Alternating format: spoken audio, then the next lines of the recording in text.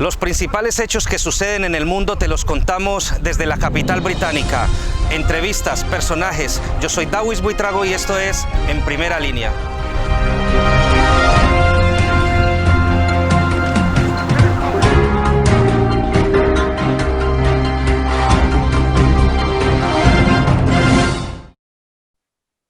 Como ustedes bien saben, en las últimas semanas y meses hemos venido hablando sobre el tema de los falsos positivos. Aquí hemos tenido a diferentes actores que han tenido muchísimo que ver con esta situación y que han venido denunciando lo que ha sido los asesinatos extrajudiciales de personas por parte de algunos miembros del ejército colombiano. Precisamente se está escribiendo un libro, se ha escrito un libro que se llama La verdad del Cabo Mora, y tenemos como invitada hoy a la coautora del libro. Ella es Ghislaine Rouillot, es periodista del diario Le Parisien, así que hacemos contacto con París en este momento. Ghislaine, un saludo cordial y gracias por aceptar nuestra invitación. Muy buenas tardes, ¿cómo estás? Muy bien. Ghislaine, ¿cómo periodista del diario Le Parisien decide interesarse en un tema tan complejo como es este de los falsos positivos en Colombia?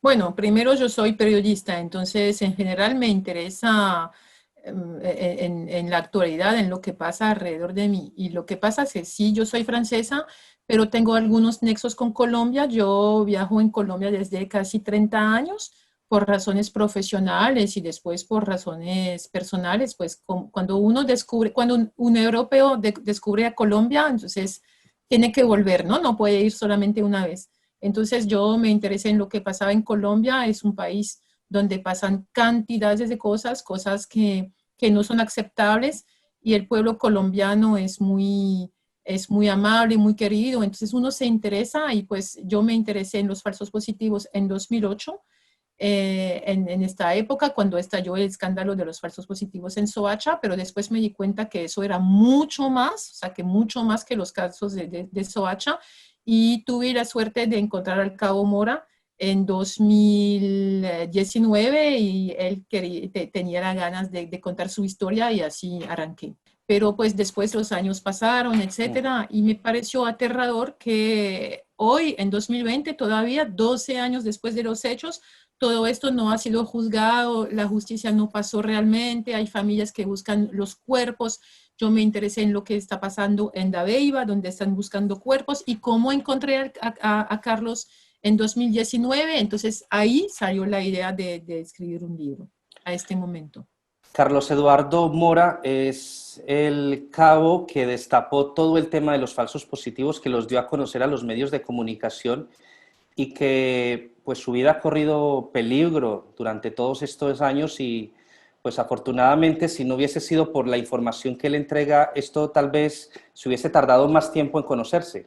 Pues lo que pasa es que si lo habían escuchado antes, los casos de Soacha no hubieran pasado, porque él empezó a denunciar en 2007, ¿sí? No fue el único, hubo algunos poquitos otros que denunciaron. Uno murió en un accidente de tránsito, ¿sí? Otro fue acusado de tentativa de extorsión y fue encarcelado. Yo no sé después lo que pasó con él. Carlos fue, vamos a decir, el primero que primero no tenía nada que ver con estos casos de falsos positivos, porque él no es como los militares que están declarando hoy delante de la JEP y que buscan una rebaja de pena. No, él no cometió ningún falsos positivos, y él sí denunció en 2007, pero dentro del mismo ejército. Y pues no hubo real investigación, y además él recibió varias amenazas, y cuando quitó Ocaña, norte de Santander, les dijeron que tenía que olvidar todo lo que todo lo que había visto allá, y que su familia estaba en gran peligro si él hablaba. Pero sí, él finalmente habló, pero algunos meses después, y delante de la Fiscalía y de la Procuraduría, y eso cambió todo. Cuéntanos un poco cómo fueron los pormenores de escribir este libro. Entonces, pues primero yo me interesé en lo que pasaba en Dabeiba al final de 2019, cuando la JEP empezó a buscar cuerpos en Dabeiba.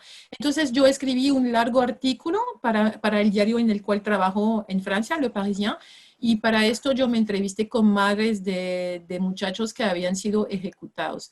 Así llegué hasta Carlos, Y Carlos, pues Carlos me contó su vida, pero me contó toda su vida, desde chiquitico. Él vivía en Ciudad Bolívar, él vivía en la invasión, muy alto en Ciudad Bolívar, o sea que él también tenía como casi el mismo perfil que las víctimas, ¿no? Sino que él soñaba con ser militar, él quería defender a las poblaciones más vulnerables y volvió militar, entró en la unidad de inteligencia y fue enviado a Ocaña. Entonces, él me contó toda su historia.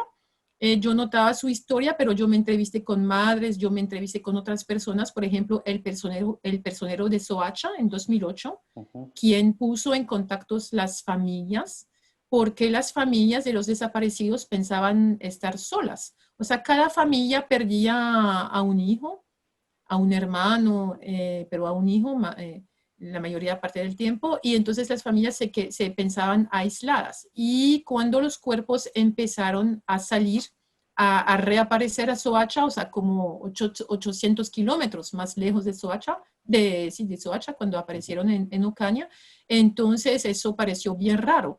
Y el personero de inmediato entendió que ahí había algo muy grave y puso en contacto las familias y las familias se pudieron organizar hasta que hoy hay varias organizaciones, ¿no? De familias de víctimas.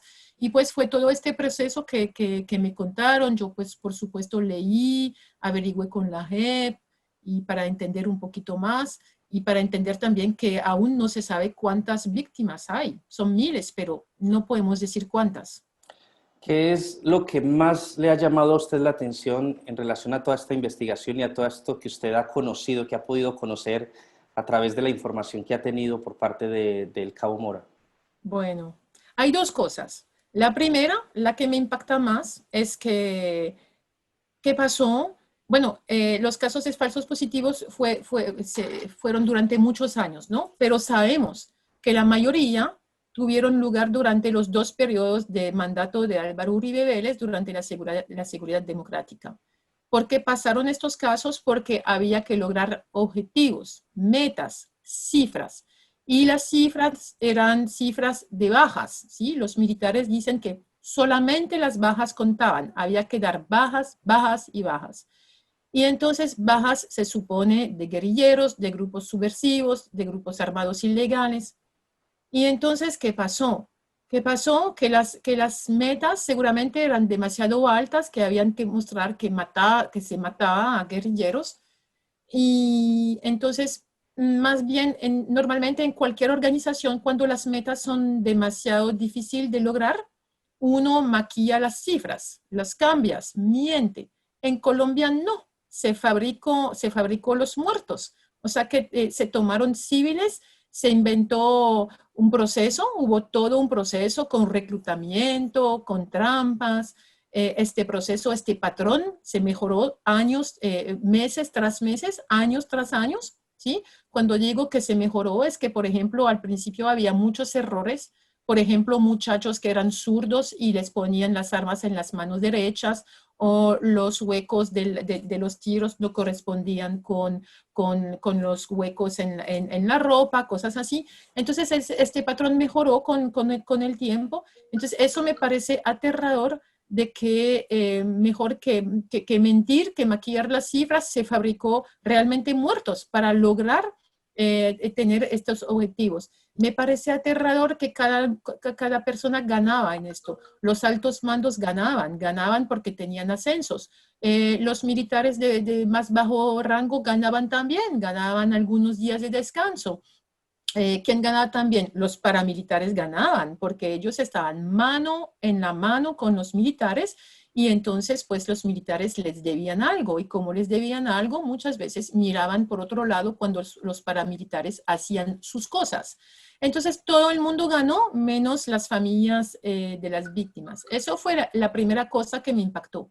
La segunda cosa que me impactó es que cuando Carlos me contó su historia, cuando Carlos cuenta su historia, uno ve que Carlos es un héroe. Pues es un héroe normal, o sea, es una persona que ve algo y que lo denuncia y eso me parece completamente normal. O sea, que todo lo que vio no lo podía guardar por sí mismo. Pero no era tan fácil porque él recibió muchas amenazas y no era tan fácil. Entonces, lo que me parece aterrador es que la gente, tanto la gente que intentó denunciar, que las propias víctimas, que las familias de las víctimas fueron amenazadas. O sea, usted es el papá o la mamá de una víctima, todo el mundo le debe reconocer este estatuto, todo el mundo debe buscar la justicia, la equidad, la reparación, y ¿qué pasa? Son amenazados.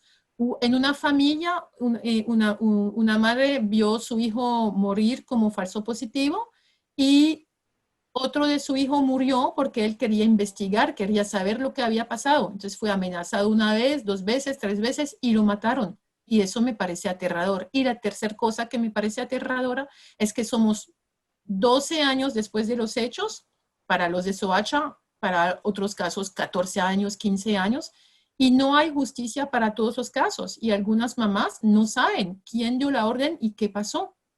Son muchas cosas. Ghislaine, precisamente es impensable en Europa un nivel de impunidad de este nivel.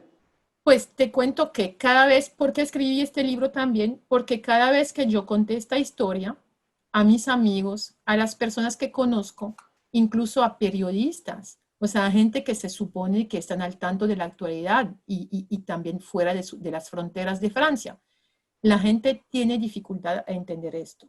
O sea que cuando uno cuenta que miles de civiles fueron ejecutados por el ejército para hacerles pasar por guerrilleros, para hacer subir las cifras, para mostrar que el ejército luchaba, era valiente. Entonces eso no, suena como a mentira, eso no puede ser. Uno puede imaginar que hubo uno o dos casos, cosas, hechos aislados, pero no, fueron en todas las regiones de Colombia. Incluso yo no sé si en Colombia se sabe que eso pasó en todas las regiones. Y entonces, sí, lo que es aterrador es lo que pasó y el nivel de injusticia. Como tú dices, el nivel de injusticia es increíble pues yo creo que todo el pueblo debe estar con las víctimas y pidiendo justicia y pidiendo que eso no pasara más. Mira algo que pasó ayer. Hubo un proyecto de ley para que el 20 de septiembre sea un día conmemorativo para las víctimas de ejecuciones extrajudiciales. Y este proyecto de ley no pasó, porque hubo senadores que se opusieron a esto. O sea, que se oponen a que el 20 de septiembre sea un día donde es conmemorativo para las víctimas de ejecuciones extrajudiciales. O sea, que ni siquiera le podemos reconocer este día. Entonces, ¿cómo se puede tomar tal decisión? No entiendo. Ghislaine, Y está por eso claro. te cuento, perdón, y por eso te cuento que el libro también lo escribí en francés. Ah, Y va a salir en Francia en francés dentro de algunos días o semanas, porque me parece supremamente importante que estos hechos salgan de Colombia, que eso pase la frontera, que sea conocido en toda Europa y pues también como esta petición que hay en este momento delante de la CPI, ¿sí? La Corte Penal Internacional, que va a ser dada yo creo que el 10 de diciembre, esta iniciativa para que la CPI mira lo que está pasando dentro de Colombia todavía hoy. Y me parece muy importante que el mundo tenga los ojos puestos en Colombia. Ghislaine, hablaba usted de que le comentaba a sus colegas, incluso a sus amigos, a su entorno, les contaba usted lo que estaba pasando en Colombia y quedaban horrorizados. ¿No le decían a usted que se estaba de pronto enloqueciendo, metiéndose en semejante tema que es tan peligroso, que ha causado que muchas personas incluso vean en riesgo sus vidas? Pues mira, yo vivo en Francia, yo vivo en un país donde hay libertad de expresión, donde me puedo expresar, donde puedo escribir, hablar y la verdad, yo no tomo ningún riesgo. Los que toman riesgos son los periodistas que trabajan en Colombia. Mira, el 19 de noviembre hubo un nuevo panfleto de las Águilas Negras con varios nombres de senadores, de medios de comunicaciones, de periodistas que se encuentran en estas horrorosas listas con amenazas de muerte, pues ellos sí están en peligro, yo no estoy en peligro. Pues sí, la verdad, te puedo contar es que normalmente a este periodo estoy en Colombia. Normalmente en noviembre, cada noviembre lo paso en Colombia, pues este año no voy, no viajo. Eso sí es cierto. Muy bien, Guylaine Rougeot, periodista del diario Le Parisien, coautora del libro La verdad del Cabo Mora, que cuenta la historia de los falsos positivos y que ha sido escrito después de conocer la historia del cabo Carlos Eduardo Mora. Pues, ¿cuándo sale el libro? ¿Cuándo lo tendremos a la venta? Y si se va a poder conseguir online para los que vivimos en otros países.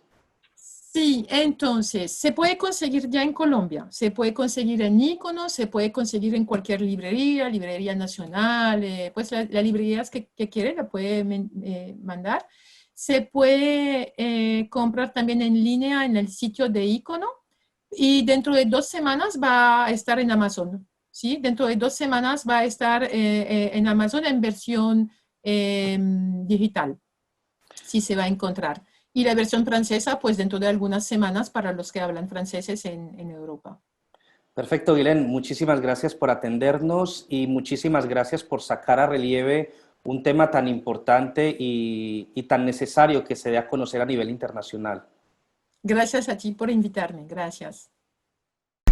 Esto fue todo en Primera Línea. Recuerde suscribirse a nuestras redes sociales y compartir nuestros contenidos. Yo soy Dawis Buitrago y esto fue En Primera Línea.